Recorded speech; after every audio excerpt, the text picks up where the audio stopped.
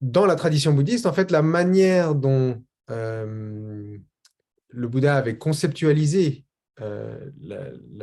l'enseignement et il avait conceptualisé l'institution du Dharma, c'était au travers de la générosité, c'était à travers de la confiance.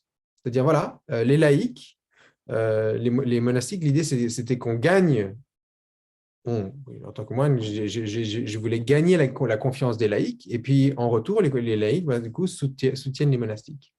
Alors en Occident, évidemment, aujourd'hui, on est dans un contexte extrêmement différent. Pour en revenir à la pratique par rapport à l'argent, ce que je nous invite à considérer, c'est voilà, quelle est la valeur de l'argent pour moi? Qu'est-ce que ça symbolise? Si j'ai de l'argent, beaucoup d'argent, qu'est-ce que ça veut dire? Si j'ai de l'argent ou j'ai peu d'argent, qu'est-ce que ça veut dire? Et puis il y a un aspect symbolique, on va dire un aspect de représentation psychique de l'argent. Mais après, concrètement, il y a aussi un aspect très matériel, c'est-à-dire si j'avais un peu plus d'argent, concrètement, comment est-ce que je vivrais ma vie? Si j'avais un peu moins d'argent, concrètement, qu'est-ce que ça changerait à ma vie? Voilà deux questionnements que je nous invite à explorer.